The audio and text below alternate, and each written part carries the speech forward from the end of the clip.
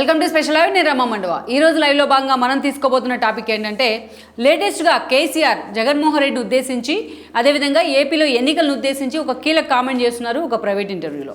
అదే సమయంలో చూసినట్లయితే ఎవరు అధికారంలోకి వస్తారు ఏపీలో అన్న ఒక ప్రిడిక్షన్కి ఆయన సమాధానం చెప్తూ ఎవరు వచ్చినా మాకు అభ్యంతరం లేదంటూనే జగన్మోహన్ రెడ్డే మరోసారి అధికారంలోకి రాబోతున్నారు అంటూ కూడా ఆ ఇంటర్వ్యూలో ఖరాఖండిగా తేల్చి చెప్పేశారు.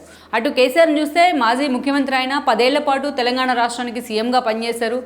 టీఆర్ఎస్ ప్రస్థానం నుంచి బీఆర్ఎస్కి అధినేతగా ఎన్నో ఒడిదుడుకులు ఎన్నో ఆటుపోట్లు, రాజకీయాల్లో ఒక సీనియర్ నేతగా కూడా ఒక ఎక్స్పోజర్ ఉంది జాతీయ స్థాయి రాజకీయాల్లో కూడా. అలాంటి కేసీఆర్ స్వయంగా ఈరోజు తన నోటితోని జగన్మోహన్ రెడ్డి మళ్ళా అధికారంలోకి వస్తున్నారు ఏపీలో అని చెప్పడం ద్వారా ఎలాంటి మెసేజ్ ఇచ్చే ప్రయత్నం చేశారు అంటే అది నిజంగా 2 తెలుగు రాష్ట్రాల్లో ఇది ఎన్నికల సమయం కాబట్టి ఎన్నికల హడావిడి నడుస్తోంది కాబట్టి నిజంగానే అది హాట్ టాపిక్ అయ్యే అంశమే. మామూలుగా అయినట్లయితే టీడీపీ శ్రేణులు కానీ అదేవిధంగా చంద్రబాబు నాయుడు ఫాలోవర్స్ కానీ కూటమి సభ్యులు కానీ కేసీఆర్ కామెంట్స్తో కింద డైలమాలో పడాల్సిందే, కింద ఆలోచనలో కూడా పడాల్సిందే. కానీ ఈ రోజున చూసినట్లయితే కేసీఆర్ ఎప్పుడైతే ఏపీలో జగన్మోహన్ రెడ్డి అధికారంలోకి రాబోతున్నారని ఒక డెరిగేటరీ కామెంట్స్ చేస్తున్నారో అది కూటమి వైపు నుంచి చూసినట్లయితే సో ఈరోజు అప్పటి నుంచి కూడా తెలుగు తమ్ముళ్ళలో చాలా జోష్ అయితే కనిపిస్తోంది. టీడీపీ శ్రేణులు నిజంగానే ఈరోజు ఊపిరి పీల్చుకున్న పరిస్థితి అయితే కనిపిస్తోంది.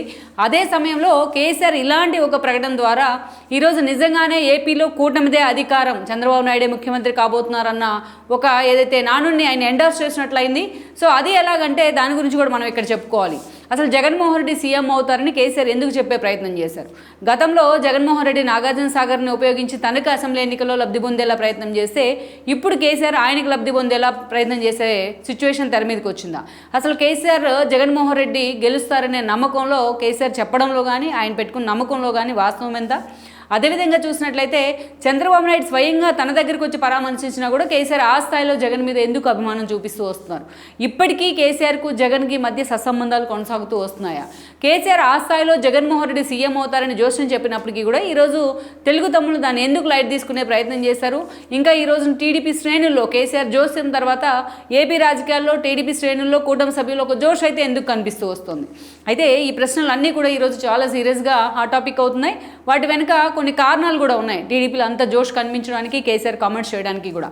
వాటి గురించి మనం ఇప్పుడు చెప్పుకునే ప్రయత్నం చేద్దాం. ఇక్కడ చూసినట్లయితే ముందుగా మనం కొన్ని గతంలో జరిగిన పరిణామాలను కూడా ఇక్కడ హైలైట్ చేసుకోవాలి. గతంలో ఎప్పుడైతే చంద్రబాబు నాయుడు 2014 ఎన్నికల్లో ఆయన రాష్ట్ర విభజన అనంతరం ఏపీకి సీఎం కావడం జరిగింది. తెలంగాణ తొలి రాష్ట్రానికి తానే తెలంగాణ తెచ్చానని చెప్పుకుంటూ ఒక సెంటిమెంట్ రైజ్ చేసి మరీ కేసీఆర్ తెలంగాణకు సీఎం కావడం జరిగింది. స్టార్టింగ్లో వాళ్ళిద్దరి మధ్య సత్సంబంధాలే ఉంటూ వచ్చినాయి, ఇటు చంద్రబాబు నాయుడు మధ్య కానీ ఇటు కేసీఆర్ మధ్య కానీ. ఆ తర్వాత చూసినట్లయితే కూడా కొన్ని రోజుల పాటు ఆ సత్సంబంధాలు మెయింటైన్ చేస్తూ వచ్చారు. ఈవెన్ చంద్రబాబు నాయుడు ఆ రోజు ముఖ్యమంత్రి అయిన తర్వాత ఆయన గెలిచిన తర్వాత పోలవరం ముంపు మండలాలను ఏపీలో కలుపుకుంటే తాను ప్రమాణ స్వీకారం చేయనంటూ కూడా భీష్మించు కూర్చున్నారు ఆ రోజున. కానీ అప్పుడు కూడా మోడీ లాంటి వాళ్ళు గెజెట్ నోటిఫికేషన్ కూడా ఇవ్వడం జరిగింది చంద్రబాబు నాయుడిని గౌరవిస్తూ. బట్ కేసీఆర్ అలాంటి సమయంలో కూడా ఎక్కడ చంద్రబాబు నాయుడిని తోలనాడిన సందర్భం అయితే లేదు. ఇక ఆ తర్వాత కొన్ని రోజులకి ఎప్పుడైతే ఓటుకు నోటు ఇష్యూ తెర మీదకి వచ్చే ప్రయత్నం జరిగిందో అప్పటి నుంచి కూడా కేసీఆర్ యాటిట్యూడ్లో మార్పు వచ్చిందని అనుకోవాలి. అందుకంటే ముందుగానే తెలంగాణలో ఎక్కడైతే టీడీపీ ఒక బీసీ సాలిడ్ ఓట్ బ్యాంక్గా పార్టీగా ఎదిగిందో, ఎంతోమందికి పునర్జన్మనిచ్చే ప్రయత్నం చేసిందో, సో అలాంటి టీడీపీ తెర మీద ఉన్నట్లయితే తెలంగాణ రాజకీయ వేదిక మీద తనకి ఛాన్స్ ఉండదని కూడా కేసీఆర్ భావించారు. అందుకని తెలంగాణ ఉద్యమ సమయం నుంచి కూడా ఆయన టీడీపీ నుంచే టార్గెట్ చేస్తూ వచ్చారు కాంగ్రెస్ అధికారంలో ఉన్నప్పటికీ కూడా. సో జేఏసీ నుంచి టీడీపీని ఆ రోజున పూర్తి స్థాయిలో బయటికి తరిమేసిన పరిస్థితి కూడా కేసీఆర్కి ఉన్న చరిత్రలో ఉంది. సో అలాంటి సిచ్యువేషన్ నుంచి చంద్రబాబు నాయుడు ఏపీలో అధికారంలోకి వచ్చిన తర్వాత అమరావతి శంకుస్థాపన సమయం లాంటి వాటిలో కొంచెం వాళ్ళిద్దరూ కూడా కాస్త సోబర్గా వ్యవహరించినప్పటికీ ఆ తర్వాత రోజుల్లో మాత్రం అంత సఖ్యతగా వాళ్ళిద్దరి మధ్య సంబంధాలు లేవనే చెప్పాలి.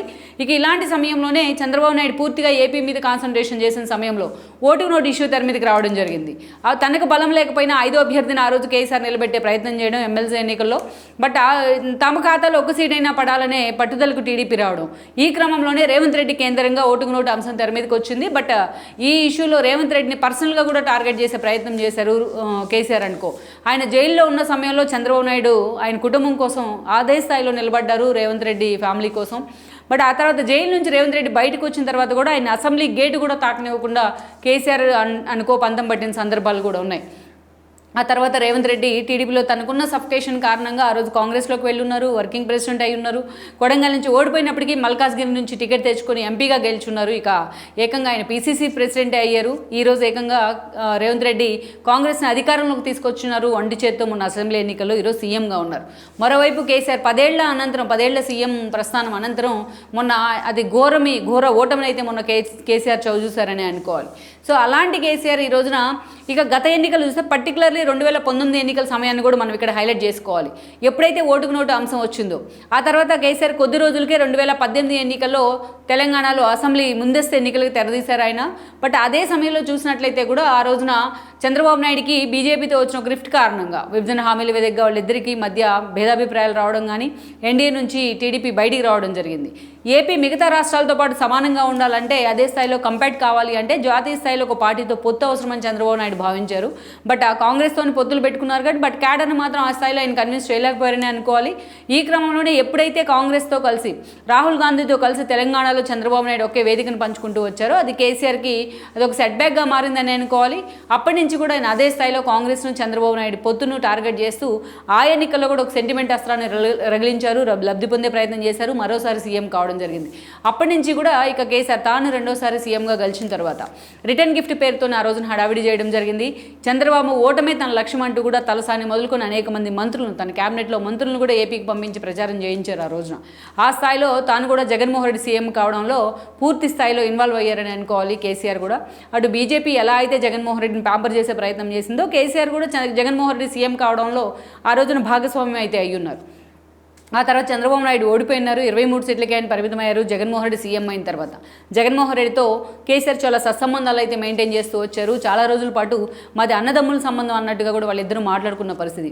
కాళేశ్వరం లాంటి శంకుస్థాపనలకు జగన్మోహన్ రెడ్డి స్వయంగా చీఫ్ గెస్ట్గా అటెండ్ అయితే తాడేపల్లి ప్యాలెస్కి అనేక సార్లు కేసీఆర్ వెళ్ళడం జరిగింది.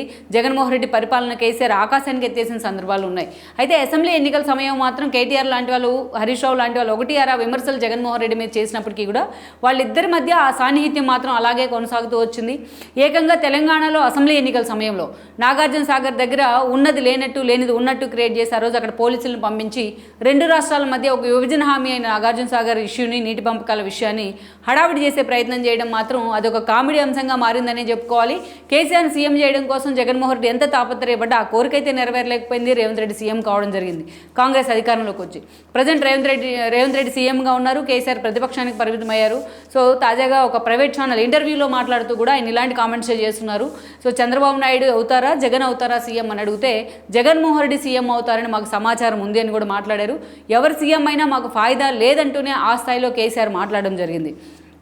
అయితే ఇక్కడే మనం చూసినట్లయితే కేసీఆర్ 2018 ఎన్నికల నుంచి చంద్రబాబు నాయుడు మీద అదే స్థాయిలో ఆయన కామెంట్స్ చేస్తూ వచ్చారు. అదే స్థాయిలో డెరిగేటరీ కామెంట్స్ చేస్తూ వచ్చారు. ఈవెన్ స్కిల్ డెవలప్మెంట్ కేసులో చంద్రబాబు నాయుడు అరెస్ట్ అయిన సమయంలో కూడా కేసీఆర్, కేటీఆర్ ఈ అంశాన్ని చాలా లైట్ తీసుకున్న పరిస్థితి అయితే ఉంది. ఒక డర్టీయెస్ట్ పొలిటీషియన్ అంటూ కూడా చంద్రబాబు నాయుడిని కేసీఆర్ టార్గెట్ చేసిన సందర్భాలు ఉన్నాయి. అసలు చంద్రబాబు నాయుడు అరెస్ట్ను ఒక కామెడీ అంశంగా కూడా కేటీఆర్ వర్ణించిన సందర్భాలు ఉన్నాయి. ఇవన్నీ కలిసి తెలంగాణలో టీడీపీ ఓట్ బ్యాంక్ కానీ, చంద్రబాబు నాయుడు అభిమానులు కానీ మొత్తం కాంగ్రెస్ వైపు టిల్ట్ అవడానికి కూడా కారణమయ్యాయి. ఇంత జరిగినా కూడా ఈరోజు కేసీఆర్ మనసు మాత్రం జగన్మోహన్ రెడ్డి వైపే మొగ్గు చూపుతూ వస్తోంది. ఇక ఇటీవల మనం చూసినట్లయితే కేసీఆర్ తన సీఎంగా దిగిపోయిన తర్వాత ఆయన ఫామ్ హౌస్లో ఉండి తుంటి వెరకు కొట్టుకుని మరీ హాస్పిటల్ పాలయ్యారు. ఆ సమయంలో రేవంత్ రెడ్డి ఎలాగైతే ఆయన పరామర్శించారో చంద్రబాబు నాయుడు కూడా స్వయంగా వెళ్ళి అపాయింట్మెంట్ తీసుకుని మరి ఆయన పరామర్శించడం జరిగింది. సో తను ప్రత్యర్థి అయిన కేసీఆర్ని అలా ఎలా పరామర్శిస్తారని కొన్ని విమర్శలు వచ్చినప్పటికీ కూడా చంద్రబాబు నాయుడు వీటన్నిటినీ పట్టించుకోలేదు. ఏదైతే రాజకీయాల్లో ఒక సాన్నిహిత్యాన్ని, సంప్రదాయాన్ని అలాగే కొనసాగిస్తూ కేసీఆర్ని పరామర్శించే ప్రయత్నం చేశారు. కానీ ఆ తర్వాత కూడా నల్గొండ పర్యటనలో భాగంగా కేసీఆర్ చంద్రబాబును ఉద్దేశించి వ్యతిరేక వ్యాఖ్యలు చేయడం జరిగింది. తాను ఏ అడుగు వేసినా జగన్మోహన్ రెడ్డికి ఏపీలో ఉపయోగపడేలాగానే కేసీఆర్ అడుగులు ఉన్నాయని అనుకోవాలి. అలాంటి కేసీఆర్ తాజాగా ఒక ఇంటర్వ్యూలో మాట్లాడుతూ ఏపీలో జగన్మోహన్ రెడ్డి అధికారంలోకి రాబోతున్నారు అని చెప్పడం జరిగింది. ఏపీలో చంద్రబాబు నాయుడు వచ్చి తనను స్వయంగా పరామర్శించిన తర్వాత కూడా కేసీఆర్ ఇలా కామెంట్స్ చేయడానికి మాత్రం చంద్రబాబు నాయుడు అభిమానులు, తెలంగాణలో ఉన్న టీడీపీ ఫాలోయర్స్ కానీ, చంద్రబాబు నాయుడు అభిమానులు కానీ జీర్ణించుకోలేకపోతున్నారు. కానీ కేసీఆర్ ఎప్పుడైతే ఇలాంటి కామెంట్స్ చేశారో ఈరోజు ఎస్పెషల్లీ ఏపీకి సంబంధించి తెలుగు తమ్ముళ్ళలో చాలా జోష్ అయితే కనిపిస్తూ వస్తుంది. ఎందుకంటే అందుకు కూడా ఇక్కడ ప్రత్యేక కారణం ఉంది, దాన్ని మనం హైలైట్ చేసుకోవాలి. పర్టికులర్గా చూసినట్లయితే రిజల్ట్స్కి సంబంధించి ఎన్నికలకు సంబంధించి కేసీఆర్ చెప్పిన జోస్యాలు ఇప్పుడు దాకా ఎన్నోసార్లు ఫెయిల్ అయిన సందర్భాలే ఉన్నాయి. ఎన్నోసార్లు సానుకూలంగా వచ్చిన సందర్భం కంటే ఫెయిల్ అయిన సందర్భాలే ఉన్నాయి. ఎందుకంటే గ్రేటర్ ఎలక్షన్స్ మనం ఒకసారి చూసినట్లయితే కూడా అసెంబ్లీ ఎన్నికలు జరిగిన తర్వాత 2018 ఎన్నికల తర్వాత గ్రేటర్ ఎలక్షన్స్ వచ్చాయి. ఆ ఎన్నికల్లో 100 సీట్లకు పైగా గ్రేటర్ ఎలక్షన్స్లో టీఆర్ఎస్ జెండా బాతబోతుందంటూ కూడా కేసీఆర్ ఆ రోజు మాట్లాడారు. బట్ ఆ ఎన్నికల్లో బీజేపీని 48 స్థానాలను బీజేపీ కూడా గెలుచుకున్న పరిస్థితి ఉంది. అలా ఆ ఎన్నికల్లో కేసీఆర్ చెప్పిన జోస్యం అయితే ఫెయిల్ అయిందని అనుకోవాలి. ఆ తర్వాత దుబ్బాక కూడా క్లీన్ స్వీప్ చేస్తుందన్నారు. దుబ్బాకలో అదేవిధంగా బీజేపీ రఘునందన్ గెలవడం జరిగింది, టీఆర్ఎస్ ఓడిపోవడం జరిగింది. ఆ తర్వాత హుజూరాబాద్ ఉప ఎన్నిక మనం చూసుకున్నట్లయితే వ్యవస్థల్ని మొత్తం ఆ రోజు మోహరించారు, దళిత బంధు లాంటి పథకాలను తీసుకొచ్చారు. అయినా కూడా ఈటెల రాజేంద్ర తీసుకున్న ఆత్మగౌరవం నినాదమే హిట్ అయింది. బట్ ఈటెలను అదే స్థాయిలో అవమానించడమే కాదు, ఆ సీటు తమదే అంటూ కూడా కేసీఆర్ బీరాలు పలుకుతూ వచ్చారు. అది కూడా అక్కడ కూడా బీఆర్ఎస్ ఆ రోజు టీఆర్ఎస్గా ఉంది, అక్కడ టీఆర్ఎస్ కూడా చతికిలబడిన పరిస్థితి అయితే ఉంది.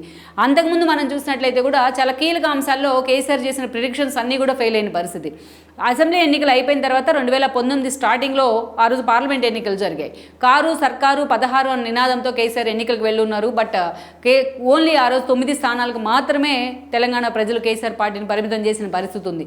ఏ ప్రిడిక్షన్ కూడా గత 5-6 ఏళ్ల కాలంలో కేసీఆర్ చెప్పిన ప్రిడిక్షన్స్ ఏవి కూడా ఇప్పటివరకు అంచనాలు అందుకోలేకపోయాయి అనేది అయితే వాస్తవం. పర్టికులర్లీ మనం చూసినట్లయితే మొన్న అసెంబ్లీ ఎన్నికలు ఎగ్జిట్ పోల్స్ వచ్చిన సమయంలో కూడా ఎగ్జిట్ పోల్స్ని తప్పుపడుతూ కేటీఆర్ లాంటి వాళ్ళు మాట్లాడిన సందర్భం ఉంది. ఈవెన్ కేసీఆర్ కూడా వాళ్ళు టార్గెట్ చేసిన సందర్భం కూడా ఉంది. ఇక రేపు రిజల్ట్స్ వస్తాయనిగా ఈ రోజు ఆయన ప్రెస్ మీట్లో కూడా వచ్చున్నారు. మరోసారి టీఆర్ఎస్ అధికారంలోకి రాబోతోందని చెప్పారు. అదేవిధంగా హ్యాట్రిక్ కొట్టబోతున్నామని కూడా మాట్లాడారు. అంతేకాదు డిసెంబర్ 3వ తేదీన క్యాబినెట్ మీటింగ్ కూడా జరపబోతున్నాం అంటూ కూడా చాలా ఖరాఖండిగా కేసీఆర్ చెప్పే ప్రయత్నం చేశారు. కార్యకర్తల్లో తాము గెలుస్తామని ధైర్యం నింపడం వరకు ఓకే కానీ బట్ అదే స్థాయిలో తామే అధికారాన్ని ఫామ్ చేస్తున్నాం, క్యాబినెట్ మీటింగ్ కూడా పెట్టబోతున్నాం అంటూ కూడా కేసీఆర్ మాట్లాడిన మాటలైతే మాత్రం ఆ రోజున బీఆర్ఎస్ శ్రేణుల్ని బీఆర్ఎస్ నేతలను కూడా డైలమాలో పడేశాయి. బట్ ఆయన అంచనాలని తారుమారవుతూ కాంగ్రెస్ అధికారంలోకి వచ్చింది, రేవంత్ రెడ్డి సీఎం కావడం జరిగింది. సో అలాంటి కేసీఆర్ ఎప్పుడైతే జగన్మోహన్ రెడ్డి అధికారంలోకి వస్తున్నారు అని చెప్పారో ఇప్పుడు అదే స్థాయిలో ఆ టీడీపీ శ్రేణుల్లో కావచ్చు, టీడీపీ అభిమానుల్లో కావచ్చు ఒక జోష్ అయితే కనిపిస్తోంది. కేసీఆర్ ఇప్పటిదాకా చెప్పిన ప్రెడిక్షన్స్ అన్నీ కూడా ఫెయిల్ అవుతూ వచ్చాయి కాబట్టి సో ఏపీలో టీడీపీది అంటే కూటమిదే అధికారం అని కూడా తెలుగు తమ్ముళ్ళు ఈరోజు అంచనా వేస్తున్న పరిస్థితి అయితే కనిపిస్తోంది. ఈవెన్ ఈ రోజును చూసినట్లయితే ఓవరాల్గా టీడీపీకి తెలంగాణలో స్థానం లేదని ఇప్పటిదాకా ఆ పార్టీని వెలివేసే ప్రయత్నం జరిగిన ఈ రోజును చూసినట్లయితే ఖమ్మం నుంచి కొంతమంది నేతలు, అదేవిధంగా నల్గొండ నుంచి కొంతమంది నేతలు ప్రెస్ మీట్ పెట్టి మరీ కేసీఆర్ వ్యాఖ్యలను కూడా ఖండిస్తున్న పరిస్థితి అయితే ఉంది. కేసీఆర్ని టార్గెట్ చేస్తున్న పరిస్థితి అయితే కనిపిస్తోంది.